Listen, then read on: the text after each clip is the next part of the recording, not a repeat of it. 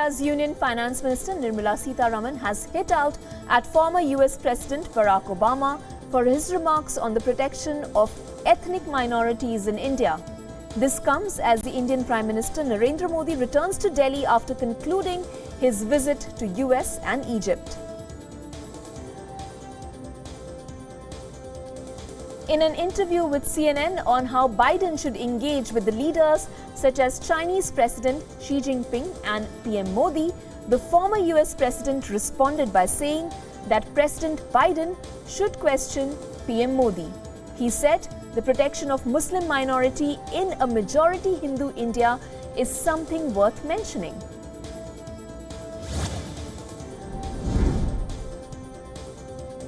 Indian Prime Minister Narendra Modi returned to India after his two-day state visit to Egypt.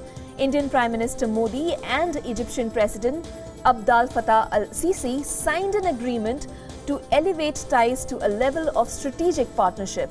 According to India's Ministry of External Affairs, 3 MOUs were signed by both the countries in the field of agriculture, archaeology and antiques, which will deepen the bilateral relations. The leaders also discussed ways to deepen their relationship in defense, trade, security and investment.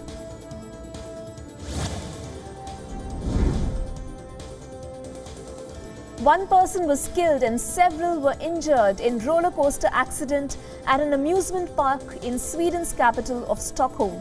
Sweden's public broadcaster said the park's Jetline roller coaster partly derailed during a ride. Ambulances, fire trucks and a helicopter were seen arriving at the park.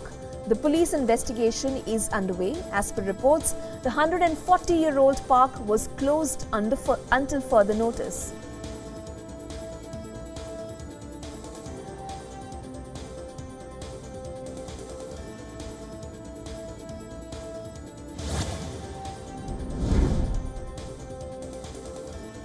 According to a newly declassified US intelligence report, North Korea is likely to use its growing nuclear arsenal to coerce neighboring countries.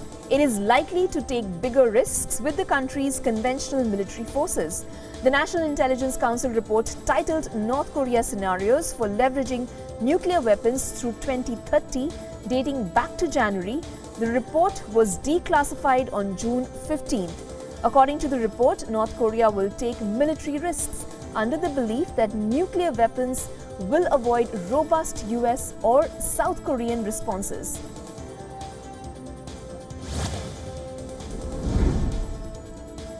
The Honduran government announced curfews in 2 northern cities. This was after more than 20 people were killed overnight in separate attacks amid escalating violence in the country. Heavily armed men opened fire on Saturday night in a billiards hall in neighborhood in the northern manufacturing city of Coloma. The attack killed 13 people and seriously wounded others. President Xiomara Castro announced a 15-day curfew in Coloma between 9 p.m. and 4 a.m. effective immediately, and another in San Pedro Sula effective July 4th.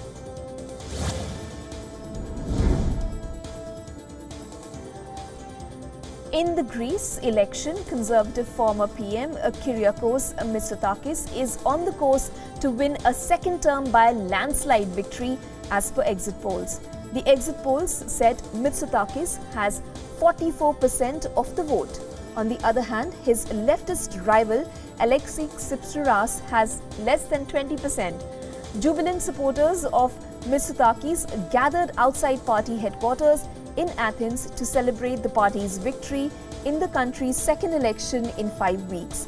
The previous election in May, conducted under a proportional representation system, left him 5 seats short of a majority.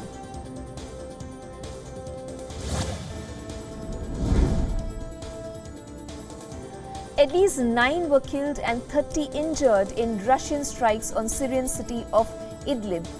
Russian jets bombed villages and town in the area in a major flare-up of violence in Syria's last opposition stronghold. Russian Sukhoi jets struck a vegetable market packed with people ahead of Eid in Jasr al-Shughur. The Russian forces also bombed villages in the Jabal al-Jivya region, which falls in the buffer zone carved out by Russia and Turkey that ended fierce fighting about 5 years ago. Moscow has grown impatient with Turkey, a major backer of the rebels, saying it is not doing enough to evict jihadists from the buffer zone.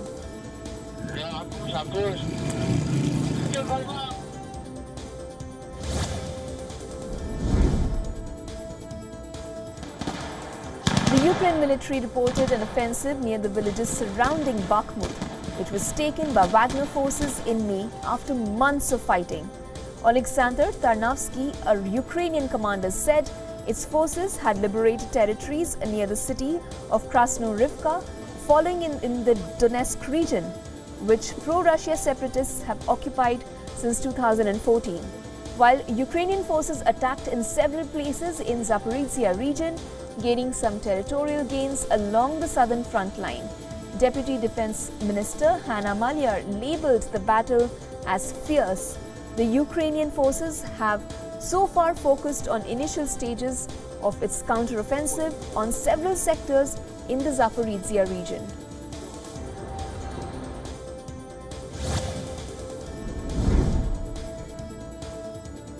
At least 3 people, including 2 men and 1 woman, were killed, as well as 5 others were injured after Sunday morning shooting in Kansas City. This according to Missouri police, that initiated an investigation into the 2 shootings. An initial investigation by police indicates the gathering took place outside an auto repair shop. Police were told that 5 other shooting victims with injuries that were not life-threatening arrived at various hospitals by private vehicles or ambulance. So far, no information has been shared on any arrests made in the case. 2023 has been particularly tragic as far as incidents of gun violence are concerned.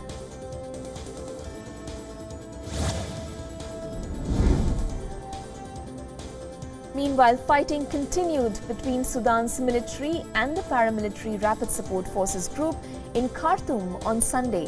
RSF reported that they had seized the main base of a heavily armed police unit.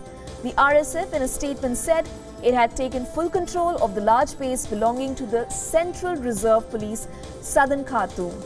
Sudan descended into conflict in mid-April after months of worsening tensions exploded into open fighting between rival generals seeking to control the African nation.